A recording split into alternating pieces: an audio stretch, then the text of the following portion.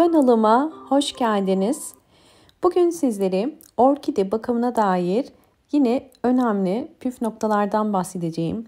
Özellikle orkidelerimizin çiçek açabilmesi için sağlıklı yapraklara sahip olması çok önemli. Bugün özellikle orkidelerinizin yapraklarını hem hastalıklardan hem de böceklerden korumasına yardımcı olacak cevizden bahsetmek istiyorum. Ceviz çiçek bakımında nasıl kullanılır sizlere hemen göstereceğim. Elimde gördüğünüz üzere kabuklu cevizler var. Bu kabuklu cevizlerin içerisinde Pyrrolignanus asit var. Bu bir organik asittir. Özellikle güçlü bir antimikrobiyal ve antibakteriyel özelliği vardır. Ve eğer orkidelerinizde ya da evdeki çiçeklerinizde yaprak hastalıkları ve böceklenmeler varsa bunun için çok faydalı. Ben sadece cevizin kabuğunu kullanıyorum. 1 litre suyun içerisine cevizin kabuklarını koydum.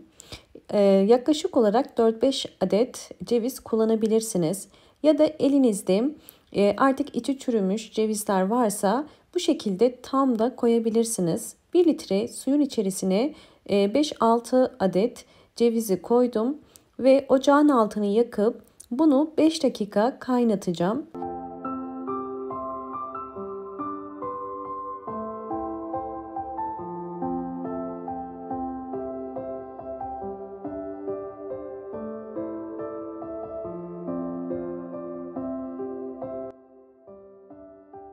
Yeterince soğuyan ceviz suyunu orkidelerimize gübre olarak kullanmak için yapmamız gereken önce süzmek. Hemen süzüyorum.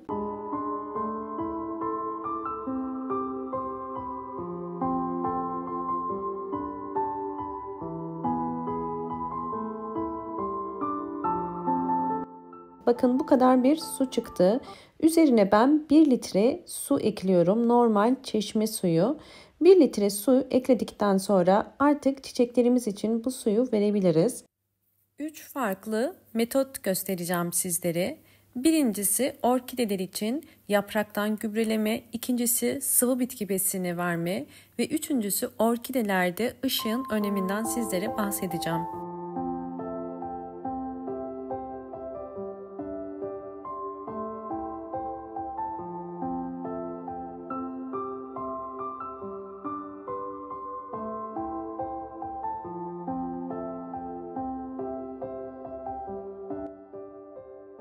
Evet, şimdi orkidemin yapraklarını nasıl kullanabiliriz hemen göstereceğim.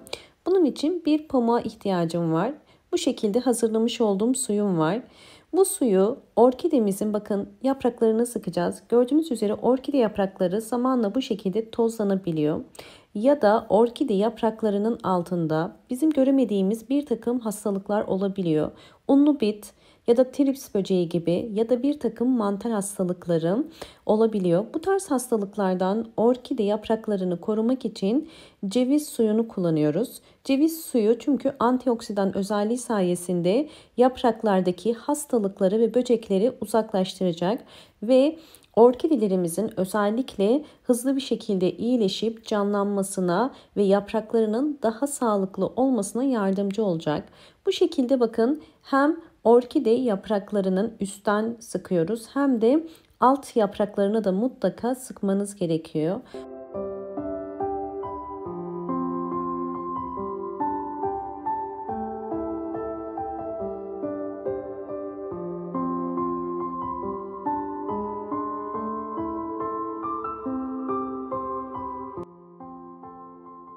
Videomu buraya kadar izlediyseniz ve beğendiyseniz hemen beğen tuşuna basıp kanalıma da abone olup videomu sevdiklerinize paylaşabilirsiniz.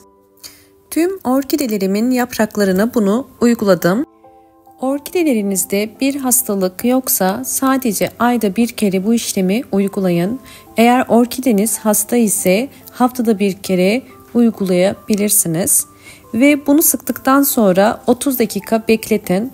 30 dakika sonunda bir pamuk ile bu şekilde silebilirsiniz. Eğer orkideleri evde büyütüyorsanız yaprak aralarında su birikmemesi gerekiyor. Fakat 4 mevsim yaz olan bir ülkedeyseniz Bu tarz ülkelerde genelde orkideleri zaten dışarıda bakıyorlar ve direkt üstten de sulama yapılabiliyor. Bunu karıştırmamak gerekir. Dışarıda bulunan bir orkidedeki biriken su hızlı bir şekilde buharlaşır ve orkideye zarar vermez. Fakat benim gibi evde besliyorsanız kesinlikle orkidelerinize sulu bırakmayın. Bakın yaprakları gördüğünüz üzere çok canlı ve şu anda daha da sağlıklı görünüyor. Hemen diğer orkidemin yapraklarını aynı şekilde temizleyeceğim.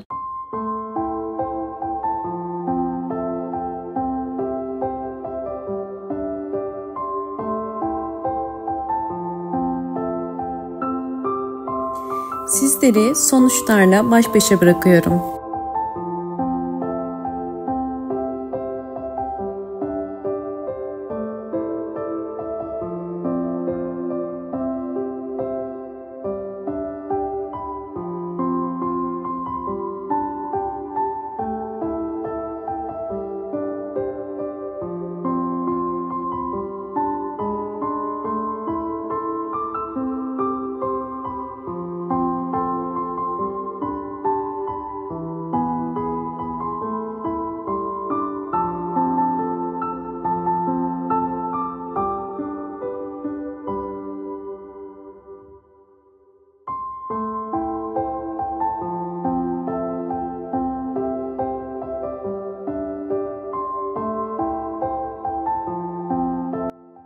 İkinci yöntem olarak hazırlamış olduğumuz suyumuz vardı. Bu suyu da orkide saksısına verebilirsiniz. Sadece 5 yemek kaşığı kadar bakın her bir saksıya veriyorum. Ceviz suyunu 3 ayda bir orkidelere vermeniz yeterli. Daha fazla vermeyin. Bunu vermemizin nedeni ise toprak içerisindeki bir takım böcekler ya da hastalıkların giderilmesine yardımcı olacak. Özellikle toprağın organik maddesini arttırıyor ve böylelikle saksıda yetiştirilen çiçeklerin daha fazla hızlı büyümesine, sağlıklı kökler çıkarmasına ve orkidelerin ve diğer çiçeklerin çoğalmasına yardımcı oluyor. Videomu buraya kadar izlediyseniz ve beğendiyseniz hemen beğen tuşuna basıp kanalıma da abone değilseniz eğer bana destek olmak için abone olabilirsiniz. Şimdi orkidemin ilerleyen zamanlardaki gelişimleriyle sizleri baş başa bırakıyorum.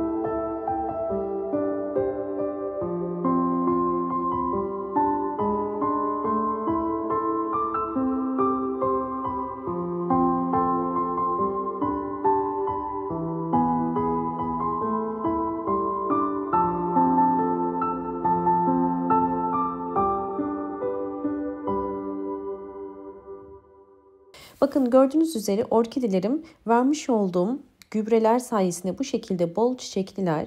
Diğer önemli bir püf nokta orkidenizin bu şekilde bol çiçekli olabilmesi için mutlaka bol ışık alması gerekiyor.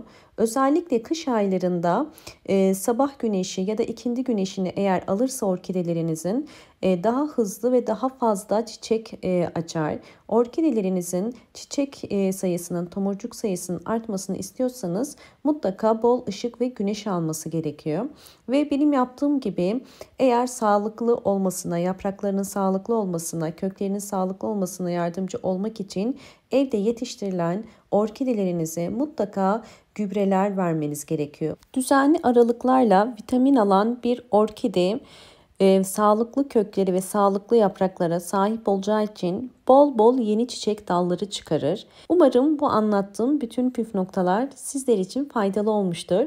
Videomu eğer buraya kadar izlediyseniz ve beğendiyseniz hemen beğen tuşuna basıp kanalıma da abone değilseniz eğer bana destek olmak için abone olabilirsiniz. Bol bol yorumlar yapıp yorumlar kısmını da sorularınız varsa sorabilirsiniz. Hoşça kalın, sağlıkla kalın.